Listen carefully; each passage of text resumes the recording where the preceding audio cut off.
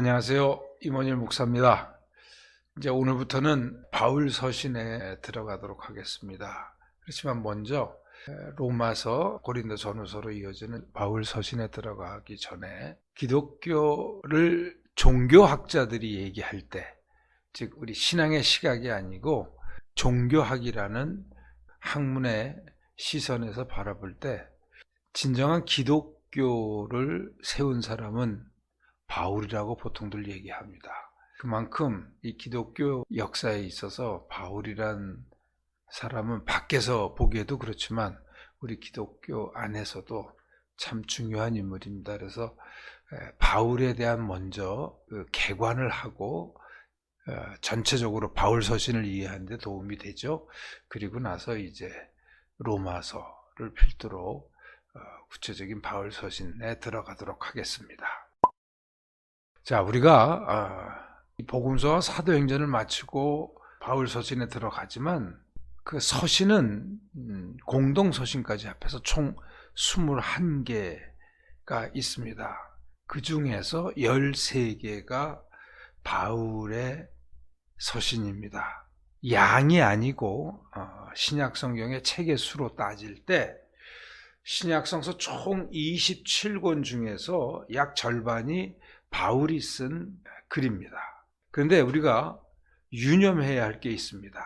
우리는 보통 성경을 읽으면, 특히 신약 성경을 읽으면 복음서를 읽고 사도행전을 읽고 그리고 바울 서신을 읽게 되는데, 복음서를 통한 예수님의 그 행적 이야기, 그리고 그 예수 그리스도의 복음이 어떻게 전 세계로 전파되었는지를 사도행전을 통해서 이미 알고서 바울 서신에 들어가게 되는데요. 그런데 그 순서는 사실 역으로 읽어야 합니다. 무슨 말씀이냐 하면, 바울이 서신서를 쓸 때에 그때는 아직 복음서나 사도행전이 쓰여지기 전입니다. 바울의 손에는 구약 성서만 있었지 그 어떤 예수님의 이야기도 교회의 탄생과 복음의 전파에 대한 이야기를 쓴 기록이 없었습니다. 그는 최초로 예수의 이야기를 전했던 복음 전파의 첫 세대의 주자입니다. 예수의 이야기를 글로써 쓴 예수 그리스도의 그 사건, 십자가의 죽으심과 부활, 그 사건의 첫 집필자가 바울입니다.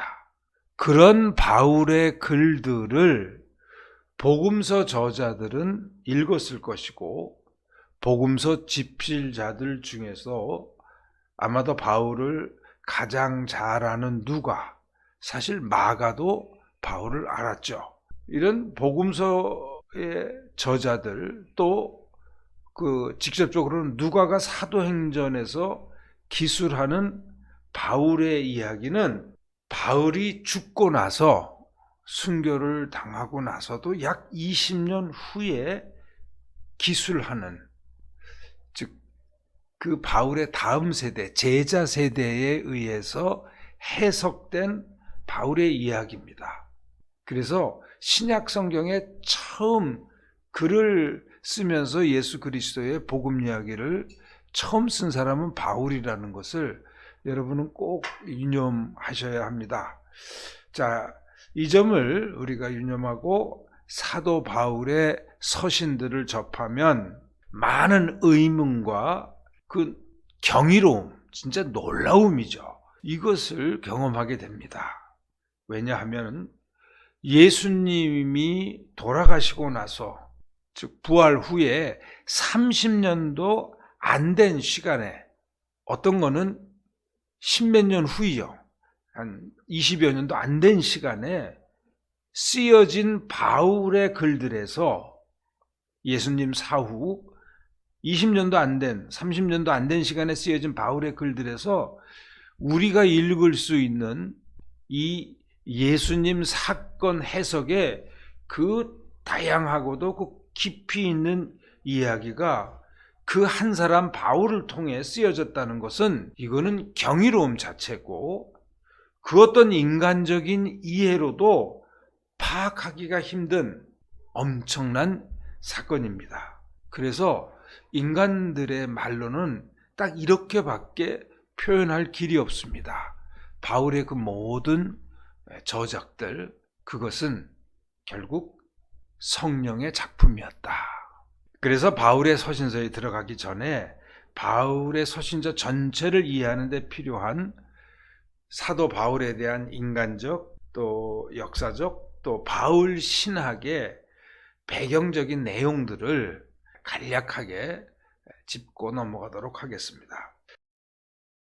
자, 먼저 바울의 연표에 대해서, 즉 바울이 언제 등장했고 그 후로 바울이 죽기까지 어떠한 인생을 살았는지 그 안에 수많은 사건들의 그 시간적인 연표를 어느 누구도 정확히 그려낼 수가 없습니다. 우리가 가지고 있는 성경, 이 바울의 서신들 또는 사도행전 정도 많이 기록이 있지 다른 성경 외적인 기록은 없습니다. 물론 후대에는 바울에 대한 이런저런 이야기가 있지만 그 진정성, 정확성을 우리가 인정하기는 좀 어렵습니다. 자, 바울의 그래서 서신을 기초로 해서 우리가 그 연표를 쭉 축축해서 기술할 수 있을 뿐인데, 사도행전에서도 바울의 많은 것들을 기술하고 있지만 그 사도행전의 많은 내용들이, 그 시간들이나 여러 가지가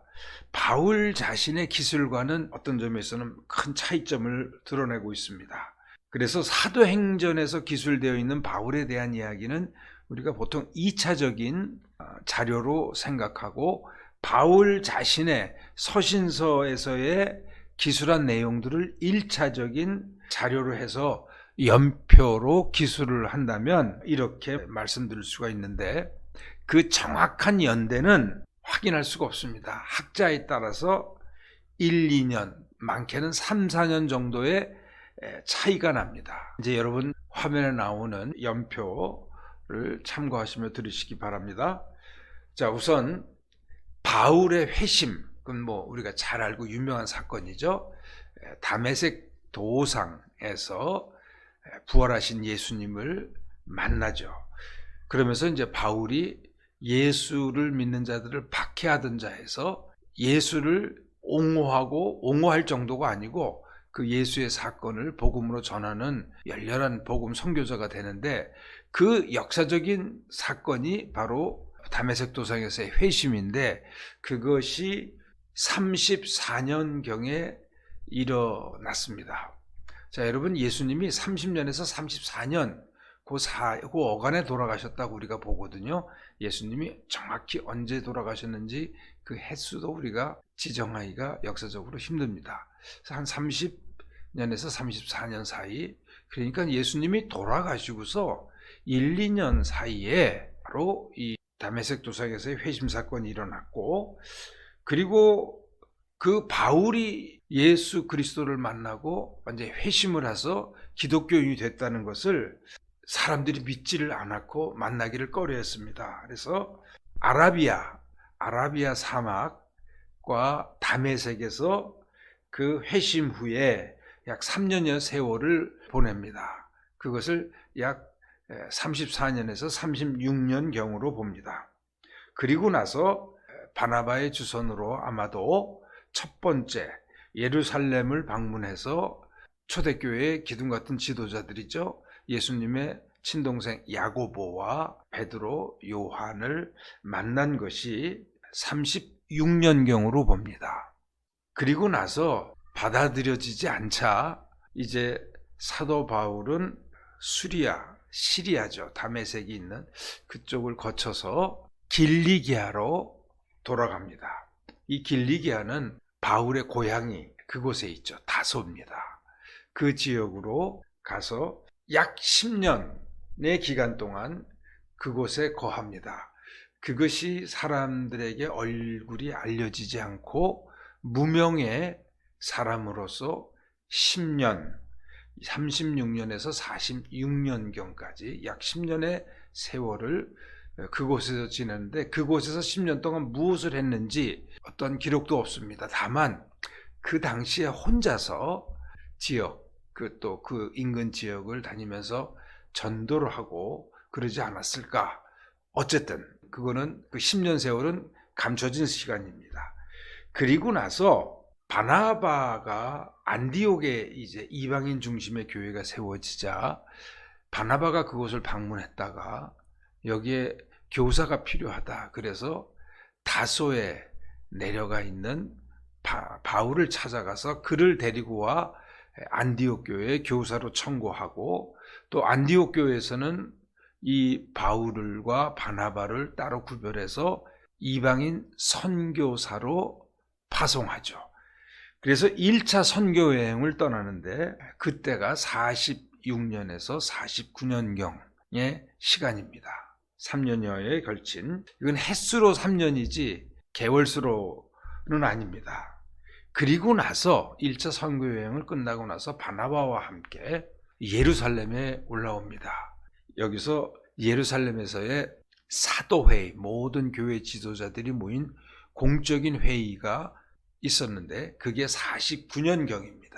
여기서 나중에도 얘기하지만 아주 중요한 문제가 촉발됐기 때문입니다. 즉 이방인들이 엄청나게 이제 예수 그리스도를 믿고 교회로 오는데 이 사람들에게도 할례가 필요하냐, 할례를 해야 되느냐, 이걸 가지고 첨예하게 대립했기 때문에 공교회가 다 모여서 이방인들에게까지 그것을 요구할 수는 없다. 이거를 결의하는 중요한 회의가 있었던 거죠. 그리고 나서 다시 안디옥으로 돌아온 후에 바울은 바나바와 떨어져서 제2차 선교 여행을 떠납니다. 그게 49년에서 51년까지 또 한 3년여 세월인데 여기 기간에는 2차 선교 여행에서는 이제 소아시아 즉 터키 위주로 선교를 하던 바울이 꿈에 계시를 받고서 어디로 갑니까? 유럽 땅으로 들어가죠. 그리고 고린도까지 내려가서 1년 6개월간을 거기서 체류하면서 교회를 세우고 계속해서 활동을 합니다. 이게 제2차 선교 여행입니다. 그리고 제3차 선교 여행은 52년에서 57년경 약 5년 동안 이루어지는데 이 3차 선교 여행 기간에는 2년 6개월간 에베소에 머물면서 에베소 교회뿐만 아니라 그 인근 지역을 개척했던 그 선교, 즉 3차 선교, 그 시간들이 다 3차 선교 여행 시간에 포함됩니다. 그리고 나서 예루살렘으로 이제 올라가는데 예루살렘에서 체포가 되죠. 그게 57년경입니다. 그리고 가이사랴로 이송이 된 후에 그곳에서 2년간의 투옥 생활을 하면서 재판을 계속 하는데 질질 끌죠. 그래서 2년 동안 가이사랴의 총독부 감옥에서 거한 후에 로마로, 바울이 로마 시민권자이기 때문에 황제가 관할하는 재판을 받고 싶다는 상소를 할 수가 있거든요. 그래서 이 상소를 했고 그래서 로마로 이송되죠. 근데 그 이송이 뭐 오늘처럼 이렇게 쉽게 되는 게 아니죠. 배를 여러 번 갈아타고 가다가 또 거기에 태풍까지 만나서 과동을 하고 그 다음 해에 가서야 온갖 죽을 고비를 겪은 후에 로마에 도착하는데 이 이송 여정이 또 한 2년 59년에서 60년경입니다. 그리고 로마에서의 투옥 생활이 또 한 2년 60년에서 62년, 그리고 로마에서의 순교, 이것도 뭐 학자들마다 빠른 사람은 62년에 순교했다, 또 아니면 한 67년까지 잡기도 하는데 한 64년경에 로마의 대화재 이후에 네로가 희생양으로 기독교인들을 핍박하면서 그때 베드로도 또 바울도 순교를 했다고 봅니다. 그것이 한 64년경이라고 봅니다. 그러면 이제 34년에 회심을 해서 64년에 순교하면서 마치기까지 그의 기독교 사도로서의 그 복음의 사도로서의 생애는 30년 이렇게 볼 수가 있습니다. 그럼 정확히 회심할 때 바울의 나이는 몇 살 정도였느냐? 그것도 알 수가 없는데 거의 예수님보다 조금 더 어리거나 같은 동년배가 아니었을까 생각됩니다.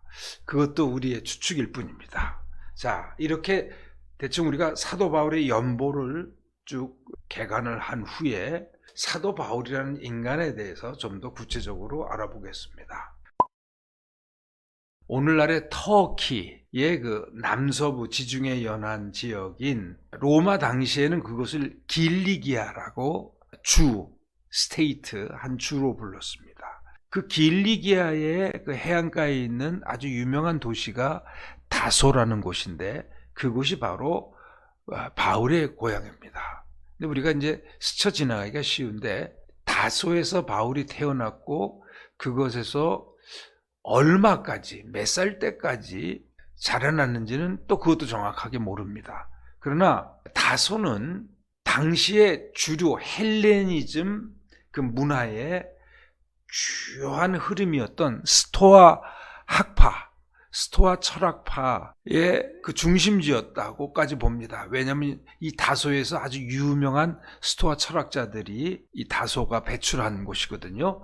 그래서 한 학자는 그래서 이렇게 얘기를 합니다. 바울은 자신의 글에서 스토아 학파들이 주로 썼던 전문 용어들, 어휘들을 자주 쓰고 그리고 아주 적확하게 그 어휘들을 사용한다. 이렇게 지적을 합니다. 이런 여러 가지 점으로 보아 또 그 논리 전개나 여러 가지를 보아 사도 바울이 자신의 복음서의 그 틀을 정립하는데 이 스토아 학파의 그 철학적인 다양한 틀거리를 어휘뿐만이 아니고 많이 사용하고 또 영향을 미쳤다 봅니다. 근데 사실은 이걸 더 뛰어넘습니다. 사도 바울은. 왜냐하면 그는 로마 시민권자로 태어났고 또 이렇게 국제적인 도시에서 자라났기 때문에 로마법에도 되게 정통한 사람입니다. 그가 적절할 때에 자신이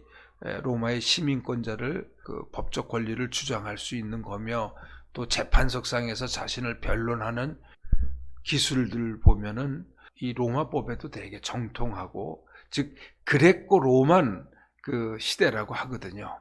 그레코 로만 시대의 그 문화를 깊이 잘 아는 사람이었다는 것을 알 수가 있습니다. 두 번째 인간 바울을 얘기하면서 그의 혈통을 잠깐 말씀드려야 될 것 같습니다. 바울은 스스로 빌립보서에서 이렇게 얘기를 합니다. 자기는 아주 베냐민 지파의 혈통에 난지 8일 만에 할례를 받은 히브리 사람 중에 히브리인이다. 즉 혈통으로 따진다면 육종으로 따진다면 그 어떤 유대인의 가문보다도 아주 확실한 정통적인 유대인 가문에서 집안에서 태어났다. 그리고 그는 날 때부터 로마 시민권자였다고 합니다. 로마 시민이 아닌 사람들이 로마 시민권을 얻는 방법은 세 가지가 있습니다. 부모가 시민권자일 때 그 자식들은 당연히 로마의 시민권자가 되죠.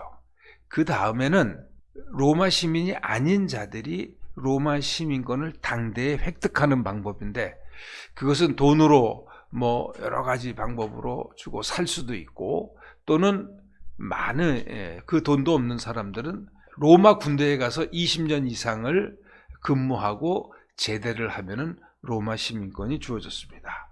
요즘에 미국 시민권을 보통 이렇게들 취득하는데 미국 그 이민법이 이제 로마의 그런 법을 많이 차용하지 않았나 싶습니다. 어쨌든요.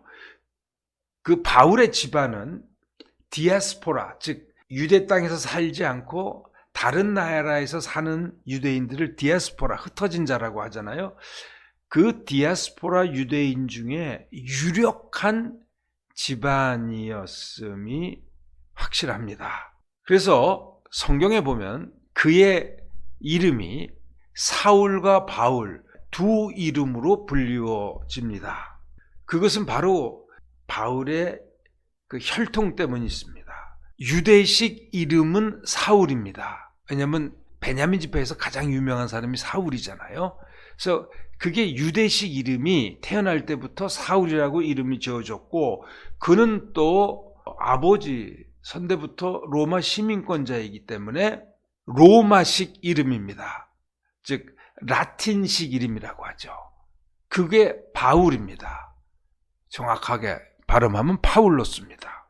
그가 시민권자이기 때문에 시민권자로서 등록을 하려면은 당연히 로마식 이름을 써야겠죠. 그런데 누가가 쓴 사도행전을 읽다 보면은 바울을 처음에는 사울로 쭉 얘기하다가 13장 13절부터 갑자기 그의 이름을 바울로 바꿔 부르기 시작합니다. 왜 누가가 거기서부터 로마식 이름인 바울로 이름을 바꿔서 쓰기 시작했는지 그 이유에 대해서는 분명하지가 않습니다.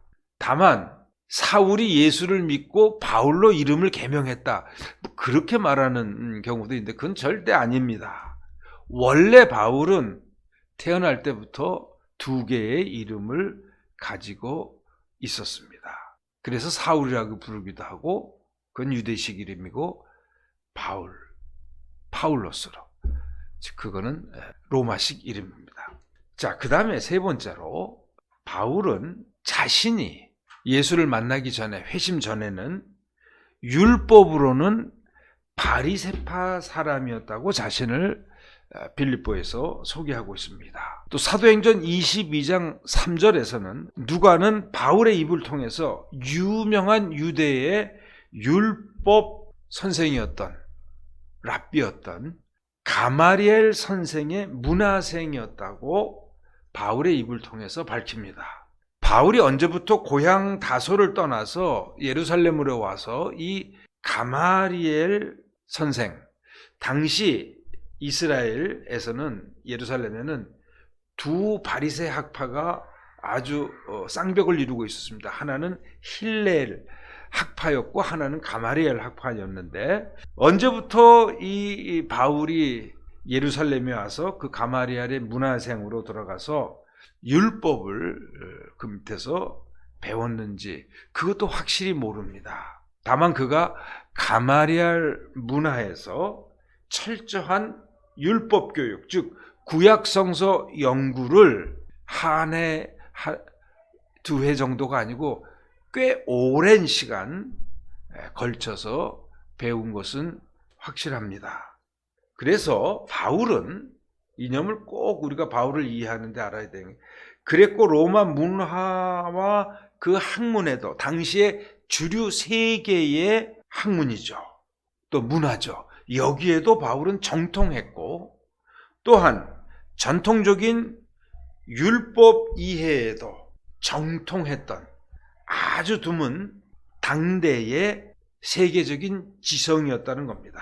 바울을 당시에 바리새인 출신이었다고 본다면은 예수님과 동시대의 그 인물이었던 그 바리새인으로서 그 많은 바리새인들이 있었죠.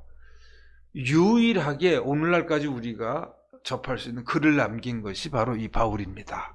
힐렐도 가마리엘도 다른 그 당시에 어떤 바리새인의 글도 오늘날까지 우리에게 전해지는 건 없습니다. 그는 그리스어를, 히라보를 당시에 국제 공용어죠.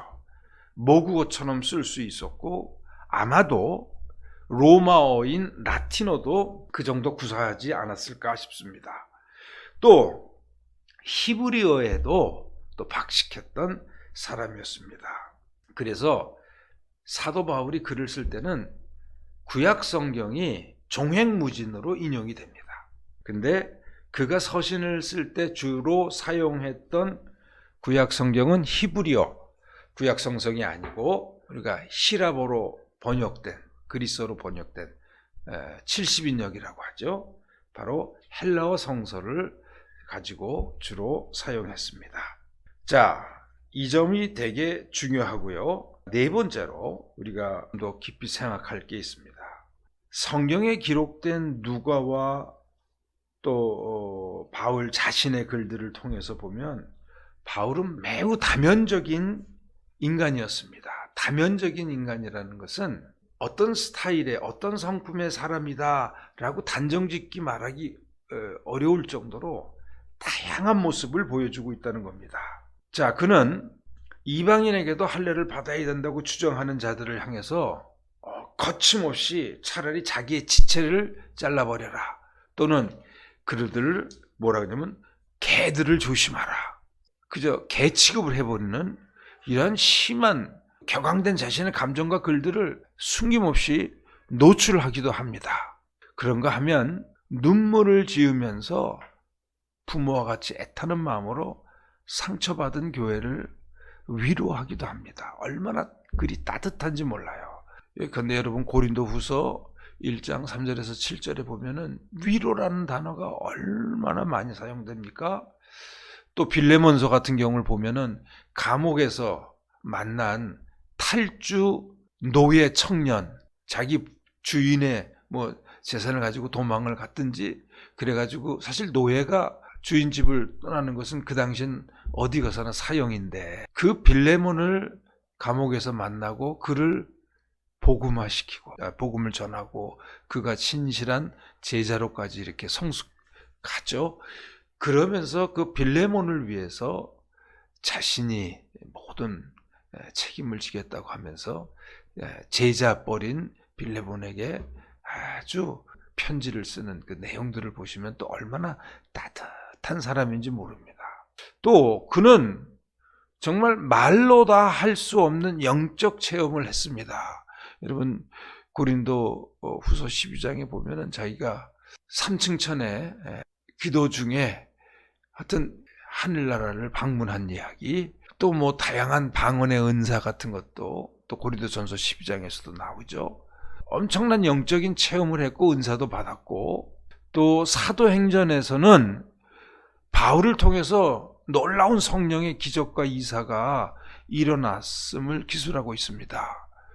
그 거짓 마법사 엘루마 같은 사람들에게는 예수님의 적이고, 이런 사람 눈을 멀게 하기도 하고, 또 죽은 청년을 졸다가 떨어져 죽은 청년을 다시 살리기도 하고, 귀신을 내쫓기도 하고, 사람들이 그저 바울이 지나가면 그 그림자에라도 스쳐 지나가기를 바라고, 그 정도로 많은 성령의 능력을 바울을 통해서 이렇게 드러났지만, 바울 자신은 이런 자신이 체험했던 은사와 능력을 자기의 글에서는 직접 거의 언급하지 않습니다. 아까 고린도후서 12장에 나오는 3층 천 방문 이야기를 할 때도 어떤 사람을 내가 아는데, 이런 식으로 제3자로 지칭하며 아주 조심스럽게 기술하죠. 이렇게 엄청나게 우리가 상상을 다 헤아릴 수 없는 영적 체험도 한 사람이 바울인데, 그런가 하면 그는 놀라울 정도로 또 현실적인 인물이기도 합니다. 그의 서신에서는 그 삶의 아주 일상적인 문제들을 현실적으로 상식적으로 다루고 있습니다. 국가에 내는 세금의 문제, 이걸 어떻게 해야 될 거냐, 로마서 13장에 보면 나오죠. 또 부부간의 성생활에 대해서는 또 고린도전서 7장 3절 7장에서 그런 성 문제를 많이 다루고, 또 교인 간의 어떤 채권 채무 관계로의 법적인 소송 문제에 대해서도 다루고 있고, 또 헌금을 어떻게 할 것인가, 그거에 대해서 구체적으로 또 얘기하는 등등 매우 현실적인 문제에 대해서 아주 상식적인 선에서도 또 많이 교인들에게 권면을 합니다.